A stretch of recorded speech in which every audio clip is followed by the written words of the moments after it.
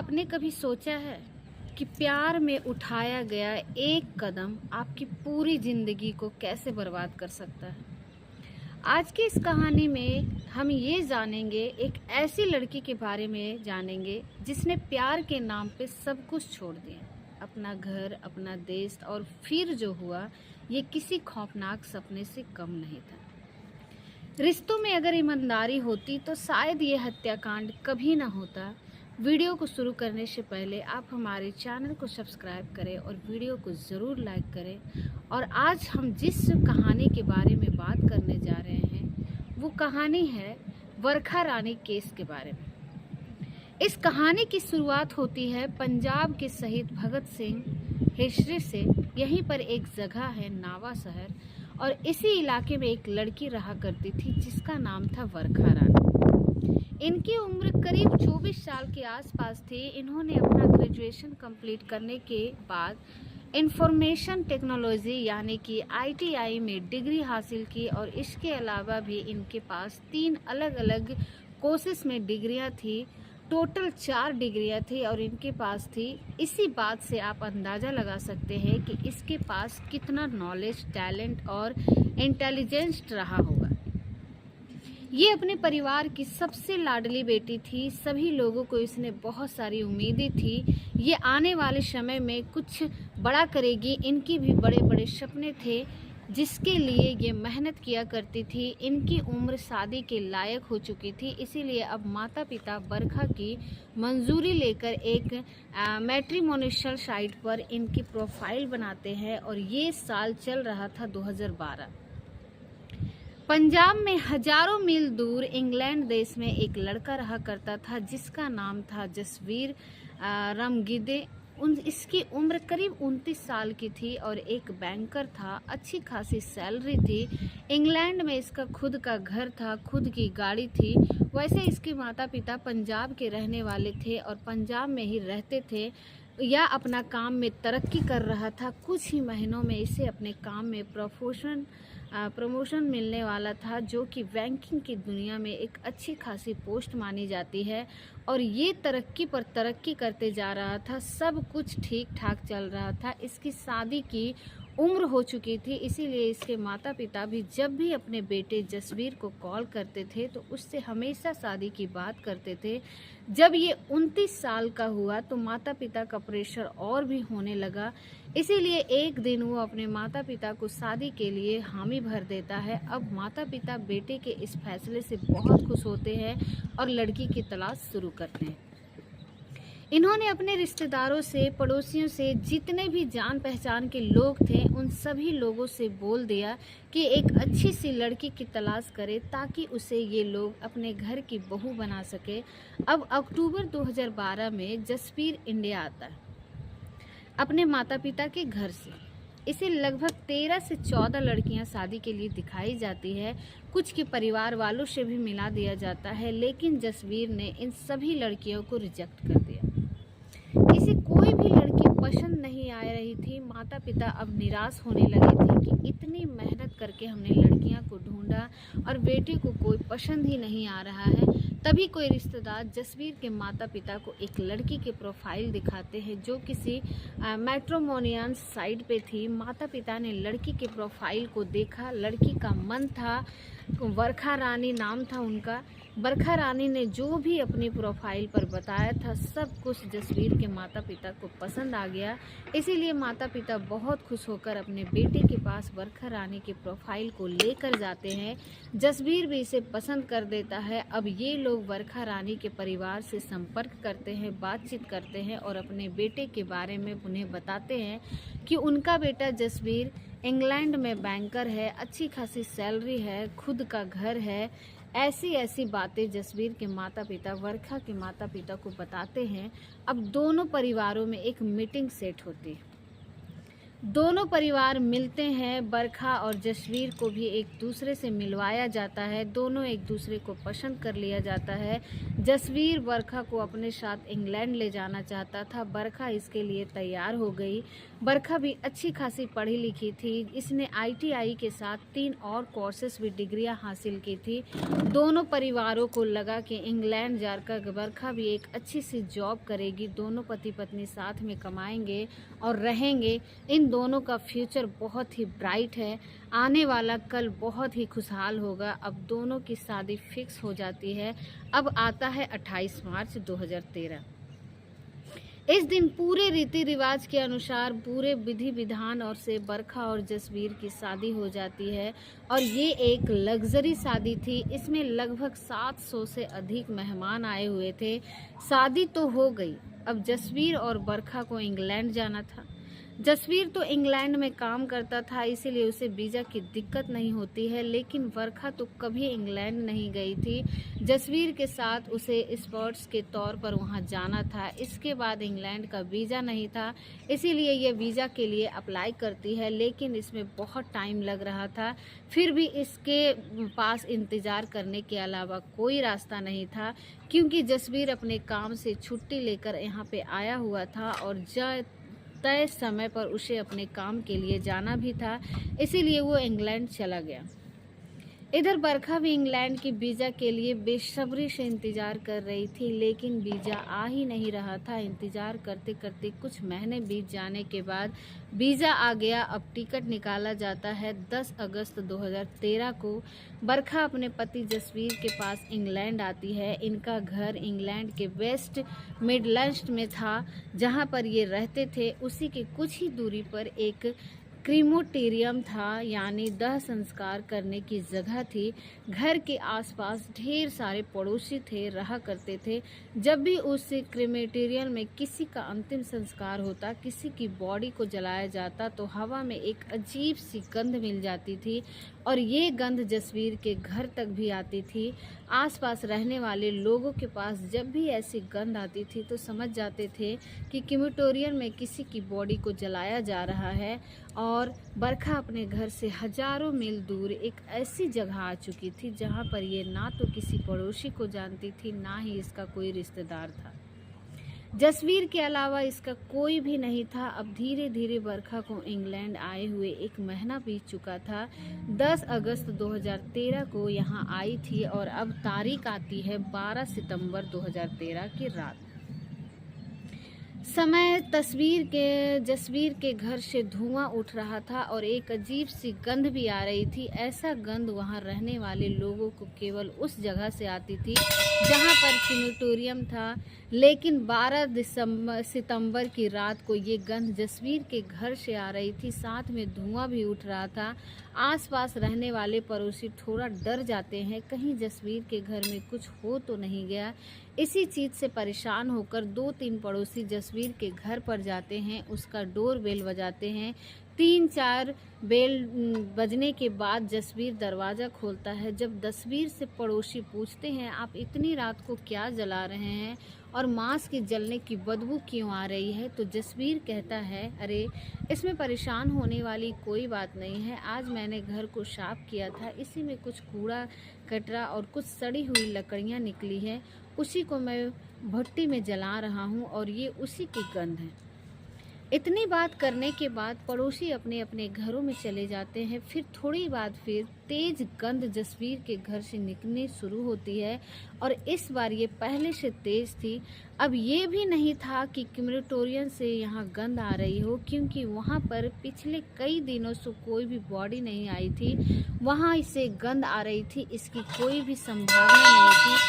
एक पड़ोसी को रहा नहीं गया और उन्होंने पुलिस को फ़ोन कर दिया और लोकल पुलिस पड़ोसी के घर पर आती है, इनसे बातचीत करती है कि आखिर इनका प्रॉब्लम क्या है।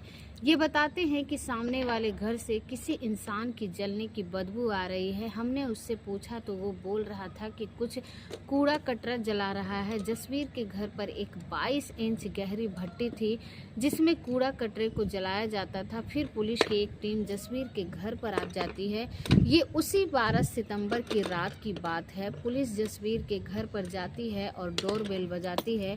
थोड़ी देर में जसवीर दरवाज़ा खोलता है। पुलिस यहीं वही सवाल पूछती है तो पड़ोसी इससे कुछ पूछ रहे थे कि फिर से यही सब जवाब देता है कि कूड़ा कचरा जला रहे थे और ये पुलिस को भट्टी भी दिखाता है। रात काफ़ी हो चुकी थी, इसीलिए पुलिस थोड़ा सा नज़र डालती है और वहाँ से निकल जाती है।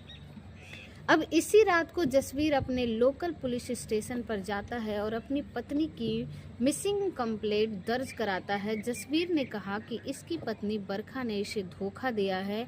उसने मुझसे केवल इसलिए शादी की थी क्योंकि वो यहाँ पर इंग्लैंड में आना चाहती थी। उसने मेरा इस्तेमाल किया है। आज ही उसने मुझे बिना मतलब का झगड़ा किया और घर छोड़कर चली गई। अभी तक वो घर पर नहीं लौटी है, फिर भी फ़ोन भी नहीं उठा रही है। आप कुछ भी करिए और उसे ढूंढ कर लाइए। अब रिपोर्ट लिखवाने के बाद जसवीर वापस आ जाता है और सो जाता है। अब सुबह होती है। 13 सितंबर 2013 का दिन शुरू होता है। सुबह सुबह जसवीर फिर से भट्टी को जलाता है। फिर से धुआं उठने लगा। धुएं के साथ साथ गंध भी उठने लगी तो जो मांस को जलते समय निकलती है, आसपास रहने वाले पड़ोसियों को बहुत अजीब लगने लगा था। इसीलिए यही पड़ोसी आपस में पुलिस को फ़ोन करते हैं जिन्होंने रात को कॉल किया था। और सुबह के समय फिर पुलिस फिर से जसवीर के घर पर आती है और डोरबेल बजाती है। जसवीर दरवाज़ा खोलता है और पुलिस जसवीर से कहती है, आप ऐसा क्या जला रहे हैं जिससे इतना बदबू निकल रहा है? आपके पड़ोसियों को इससे बहुत प्रॉब्लम हो रही है। आपके कूड़े करकट जलने की वजह से कल भी लोगों को दिक्कतें हो रही थी और आज भी हो रही है। अब पुलिस आगे कहती है कि हमें उस गार्डन में लेकर चलिए जहां पर आप जला रहे हैं। हमें देखना है कि आप क्या जला रहे हैं। जसवीर बेझिझक पुलिस वालों को अपने गार्डन पर लेकर जाता है। पुलिस पूरा गार्डन छानबीन करती है लेकिन कुछ भी नहीं मिलता है। चारों तरफ देख लिया गया लेकिन कुछ भी नहीं मिला। पुलिस ने पूरे गार्डन को तो देख लिया था लेकिन उस भट्टी को नहीं देखा था जहां से ये धुआं उठ रहा था, जहां से ये गंध निकल रही थी। शायद ये लोग उसे देखना भूल गए थे।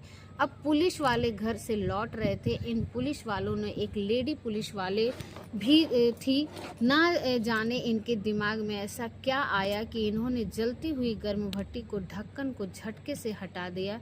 पुलिस वाले जाने के बाद मुड़ ही रहे थे तभी ये लोग ढक्कन गिरने की आवाज़ से भट्टी की तरफ मुड़ जाते हैं और वो जो लेडी पुलिस थी, इन्होंने भट्टी के अंदर झांक कर देखा। उसे देखते ही इनके पैरों तले ज़मीन खिसक गई। वो अपनी सीनियर्स को भट्टी की तरफ बुलाती है और उसमें झांक कर देखने के लिए कहती है। उन्होंने भी भट्टी के अंदर झांक कर देखा। उसमें देखते ही उनके भी पैरों तले ज़मीन खिसक गई। इस भट्टी के अंदर इन्होंने एक इंसानी कंकाल को देखा था। बाकी का शरीर समझ लीजिए कि लगभग कोयला बन चुका था क्योंकि ये चीज़ कल रात से ही जल रही थी, यानी कि 12 सितंबर की रात से ही जल रही थी। केवल खोपड़ी ही ठीक ठाक बची हुई थी। फ़ौरन पुलिस वाले जसवीर को घेर लेते हैं और उसको अरेस्ट कर लेते हैं। फॉरेंसिक एक्सपर्ट्स को बुलाया जाता है। ये लोग इस भट्टी को कब्जे में लेते हैं। लाश पूरी तरह से जल चुकी थी। ये भी नहीं पता सकता था कि किसकी लाश है, इसका जेंडर कौन सा है, ये आदमी है या फिर औरत है। अब फॉरेंसिक वाले पूरी भट्टी को अपने साथ लेबोरेटरी में लेकर जाते हैं और इसकी पूरी जांच शुरू करती है। भट्टी के अंदर से पुलिस को कुछ चीज़ें मिलती है जैसे कि हाथ का कंगन, ब्रेसलेट, अंगूठी, गले का हार। जसवीर ने पिछले रात को यानी कि 12 सितंबर की रात को पुलिस स्टेशन में जाकर अपनी बीवी की कंप्लेंट दर्ज कराई थी। इसके अगले ही सुबह पुलिस को जसवीर के गार्डन से एक भट्टी में इंसानी कंकाल मिलता है जिसमें किसी औरत जेवर की थी। अब ये नहीं पता था कि ये सारी चीज़ें किसकी थी। अब पुलिस जसवीर को अरेस्ट करके पुलिस स्टेशन लेकर जाती है और पूछताछ शुरू करती है। इधर पुलिस की कुछ टीमें बनाई जाती है जिनको अलग अलग चीज़ों की जांच की जाती है। जिनको अलग अलग एक टीम घर के आसपास रहने वाले पड़ोसियों की बात करती है। पड़ोसियों ने बताया कि इस घर में केवल 2 ही लोग रहते थे, एक जसवीर और दूसरी इसकी बीवी बरखा रानी। इसकी बीवी को इंडिया से यहाँ पर आए हुए केवल 1 ही महीना हुआ है। हमने उससे थोड़ी बहुत बातचीत भी की थी, वो बहुत अच्छी लड़की थी। पुलिस इसी तरह से अलग अलग पड़ोसियों से बात करते हैं।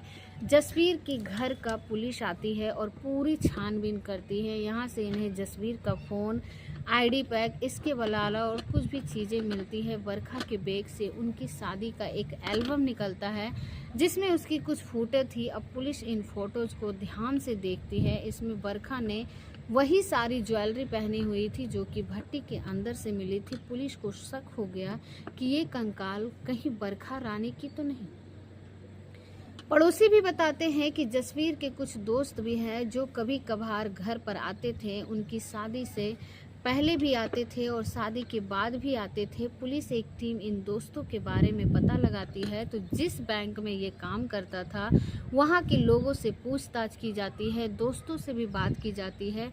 पुलिस की एक टीम जसवीर से पूछताछ शुरू करती है। इससे बरखा के बारे में पूछा जाता है लेकिन ये सभी चीज़ों से इनकार कर रहा था।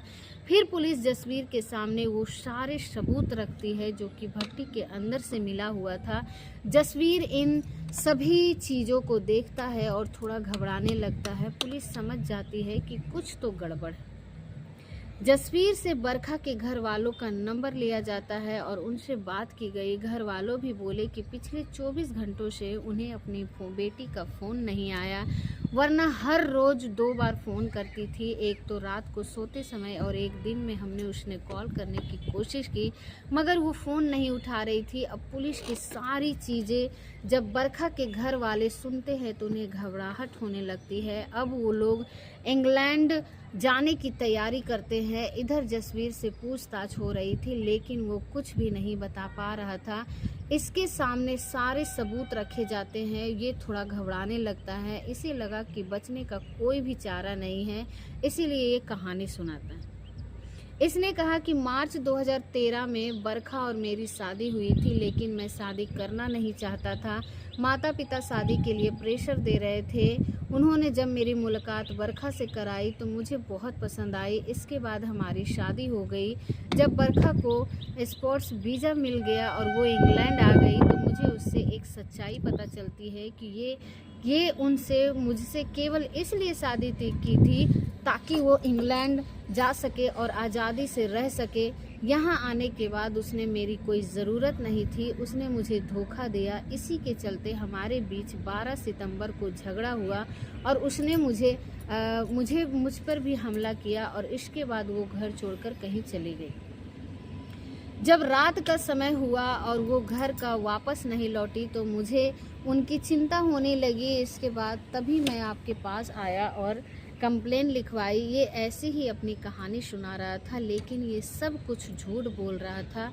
फॉरेंसिक रिपोर्ट्स आ गई और जसवीर की करीबी दोस्तों के स्टेटमेंट भी मिलने लगे थे। इसके अपडेट भी बहुत सारी चीज़ें मिलती है। पुलिस को इसकी सारी सच्चाई पता चल चुकी थी लेकिन ये अभी भी जसवीर के सामने जाहिर नहीं करते हैं। जसवीर लगातार अपनी झूठी कहानियों से खुद को डिफेंड करता जा रहा था। पुलिस उसे डराती है और कहती है हमें तुम्हारी सच्चाई पता चल चुकी है, अगर तुम हमें खुद को बता दोगे तो ज़्यादा अच्छा होगा। जसवीर फिर से कहानी सुनाता है। इसने कहा कि बरखा और मेरे बीच में झगड़ा हुआ था। मुझे बहुत गुस्सा आया और पास में एक वैक्यूम क्लीनर पड़ा हुआ था। मैंने उसकी पाइप से लिया और बरखा के गले को दबाने लगा। मुझे नहीं पता था कि वो मर जाएगी लेकिन वो मर गई और मैं बहुत डर गया। मुझे कुछ समझ नहीं आ रहा था कि मैं क्या करूं। फिर मैं उसे बेडरूम से बाहर लाया और सीढ़ियों से नीचे उतारकर अपने गार्डन में ले गया। वहीं कूड़ा जलाने वाली एक भट्टी रखी हुई थी। मैंने उसे सारे मटेरियल्स को बाहर निकाला और वहां बरखा की लाश को उसमें डाल दिया। उसके ऊपर से लकड़ी डालकर पेट्रोल छिड़ककर उसमें आग लगा दी। ये कहानी भी पुलिस सुनती है। इससे भी बहुत सारे झूठ थे लेकिन कुछ चीज़ें सच भी थी। अब पुलिस इससे असली सच्चाई, असली कहानी बताती है जो कि इन्वेस्टिगेशन के दौरान इसके दोस्तों से पूछने के दौरान पता चलता है। जसवीर की कहानी ये थे इसे लड़के पसंद थे और ये बात इसे 12 साल की उम्र में ही पता चल चुकी थी, लेकिन इसने कभी भी इस चीज़ के बारे में किसी को पता चलने नहीं दिया। ये एक पढ़ाई लिखाई में बहुत तेज़ तर्रार था। पंजाब में इसने स्कूल ख़त्म किया और ग्रेजुएशन कंप्लीट किया। इसके बाद ये लंदन आ गया। लंदन में इसे बैंक में एक जॉब मिल गई। वैसे इस मर्डर के कुछ ही हफ्तों ही इसने प्रोफेशनल प्रमोशन मिलने वाला था। अगर ये मर्डर नहीं करता तो शायद इसे प्रमोशन भी मिल जाता। लंदन में नौकरी करते करते इसे वहाँ पर क्लब के बारे में पता चला और ये उनका मेंबर बन जाता है और कई सारे लड़कों से इसकी दोस्ती भी होती है। 2008 से जसवीर रिलेशनशिप में आ चुका था और ये किसी भी कीमत पर अपने घर वालों को इस बारे में पता नहीं चलने देना चाहता था। इसके अपबैक वगैरह भी कुछ गे वगैरह में ये फ़ोटो थे और वीडियो इसने अपबैक किए थे और इस रिलेशन के दौरान इनकी पार्टनर के साथ कुछ ऐसी वैसी तस्वीरें थी। इसने केवल अपने करीबी दोस्तों को ही बता रखा था कि ये गे है। जब इसकी शादी की उम्र हो गई थी, माता पिता का दबाव पड़ने लगा था कि शादी कर लो। जब शादी का प्रेशर ज़्यादा हो गया तो इसने शादी के लिए हामी भर दी और ये अपने माता पिता को गे वाली बात नहीं बताता है क्योंकि उनका दिल टूट जाएगा और इसने सोचा ही कि शादी के बाद अपनी वाइफ को इंग्लैंड लाएगा और किसी को कुछ पता ही नहीं चलेगा। मार्च 2013 में इसने बरखा से शादी की। वीज़ा मिलने के बाद बरखा भी अपने पति के पास इंग्लैंड आ गई। अब इंग्लैंड आने के बाद 1 महीना बीत चुका था, लेकिन इसके बीच में कोई भी फिजिकल रिलेशन नहीं हुआ था। बरखा इससे पूछती थी लेकिन ये कुछ भी नहीं बताता था। पुलिस जब इसका फ़ोन खंगाला तो पता चलता है कि ये बरखा के इंग्लैंड आने के 1 महीने पहले ही कूड़ा जलाने वाली भट्टी के बारे में इंटरनेट पर सर्च कर रहा था। बरखा अपने पति से बात करने की कोशिश करती है लेकिन वो कुछ नहीं बताया। वो परेशान रहने लगा। इसने सोचा कि इसे अपनी पत्नी की असलियत के बारे में पता चलना चाहिए। बरखा अपने पति की आईडी पैक को देखती है। जसवीर के दोस्त को भी घर पर आते रहते थे। बरखा उनसे भी बातचीत करती है। बरखा को पता चल चुका था कि जसवीर गे है। अब दोनों के बीच झगड़ा शुरू हो गया। 12 सितंबर को ये झगड़ा कुछ ज़्यादा बढ़ गया और बरखा ने कहा, तुम मुझे पहले बता देते तो मैं तुमसे शादी नहीं करती। मैंने तुमसे ज़बरदस्ती भी तो नहीं किया था। कहा था कि तुम मुझसे शादी करोगे। मैं तुम्हारा कुछ भी नहीं बिगाड़ लूँगी। फिर भी तुमने मेरी ज़िंदगी को बर्बाद कर दिया। अब मैं अपने माता पिता और तुम्हारे घर वालों को भी सारी सच्चाई बताऊँगी। मैं तुम्हारे साथ अब नहीं रह सकती हूँ। मुझे तलाक चाहिए। बरखा की बातों को सुनकर जसवीर को बहुत गुस्सा आया। उसे लगा कि अब उसका राज ज़्यादा दिन तक नहीं छुप रहेगा। वो किसी भी कीमत पर अपने इस राज को घर वालों तक पहुंचाने नहीं देना चाहता था। गुस्से में इसने पास में रखे वैक्यूम क्लीनर का पाइप उठाया और जोर से बरखा के गले में लपेट दिया, जिसके बाद बरखा की मौत हो गई। और हत्या करने के बाद अपनी गाड़ी से पेट्रोल पंप निकाला और वहां से पानी की बोतल में पेट्रोल खरीदता है और उसे घर ले आता है। फिर वो बरखा की लाश को बेडरूम से बाहर लाकर मोमबत्ती में डालता है और पेट्रोल छिड़क कर आग लगा देता है और ढक्कन को बंद कर देता है। इसके बाद वो अपने बाकी के नॉर्मल कामों में लग गया और इसके बाद वो फिर गार्डन से धुआं उठा और शरीर की जलने की गंध पड़ोसियों तक पहुंच आई। तो उन्हें कुछ डाउट हुआ कि शमशान में इसीलिए ये लोग शरीर की जलने की गंध को पहचानते थे। उसमें से एक पड़ोसी की रहा नहीं गया और उन्होंने पुलिस को कॉल कर लिया। पहली बार पुलिस जसवीर के घर पर आती है, उससे कुछ पूछताछ करती है क्योंकि रात का समय था। तो पुलिस ने थोड़ा बहुत छानबीन किया और उसके बाद वहां से चली गई। अगले दिन जसवीर भट्टी के पास जाकर देखता है तो बॉडी से कुछ हिस्से ठीक से जले नहीं थे। ये वापस कुछ लकड़ियाँ डालता है, फिर पेट्रोल छिड़क कर आग लगा देता है। दोबारा से इसके गार्डन से धुआं उठने लगा और गंध भी उठने लगी। पड़ोसी फिर से पुलिस को बुला लेते हैं, जिसके बाद जसवीर का सारा भांडा फूट गया और ये सारी कहानी पुलिस जसवीर को बताती है अब जसवीर बिल्कुल टूट चुका था। इसने एक्सेप्ट कर लिया कि ये कहानी सच है। इसने ही बरखा की हत्या की और इसके बाद दोनों परिवारों के ऊपर मातम छा चुका था। एक 24 साल की लड़की को उसके ही पति ने कत्ल कर दिया क्योंकि वो गे था और इस बात को किसी को पता लगने देना नहीं चाहता था। अब इसकी कहानी बैंकिंग न्यूज़ बन चुकी थी, जिसके बाद इसका राज पूरी तरह पता चल गया। जसवीर ने अपना गुनाह भी एक्सेप्ट कर लिया। पुलिस को सारे सबूत भी मिल चुके थे। अब जसवीर को वोल्वरहैम्पटन काउंटी कोर्ट में ले जाया गया और वहां पर पूरी जूरी मेंबर्स बैठे हुए थे, 5 मेल और 7 फीमेल। जसवीर इनके सामने भी झूठ पर झूठ बोलता जा रहा था। 3 महीने तक ये ट्रायल चलता, फिर जसवीर को उम्र कैद की सज़ा सुनाई जाती है कि 21 साल तक जेल में रहेगा, उसके बाद ही इसे बेल मिल सकती है। साथ में जज ने ये भी कहा कि एक ऐसी लड़की जिसने तुम्हारे ऊपर भरोसा किया, जो एक अनजान देश में तुम्हारे साथ रहने के लिए आए, इस पूरे देश में वो तुम्हारे सिवा किसी और को नहीं जानती थी और तुमने उसके साथ ऐसी बद से हत्तर हरकत की, ये माफ़ी के लायक नहीं है। तुम्हारे लिए उम्र कैद से कम की सज़ा हो नहीं सकती है। इसके बाद जसवीर को जेल में भेज दिया जाता है। दोस्तों, इस घटना को सुनाने का उद्देश्य किसी को दिल परेशान करना नहीं, किसी का दिल दुखाना नहीं, बल्कि आपको जागरूक करना है, आपको सचेत करना है। दोस्तों, इस पूरी घटना के बारे में आपकी क्या राय है, कमेंट बॉक्स में ज़रूर बताएं। और हमारी मेहनत अगर आपको पसंद आई हो तो वीडियो को लाइक करके चैनल को सब्सक्राइब ज़रूर करें।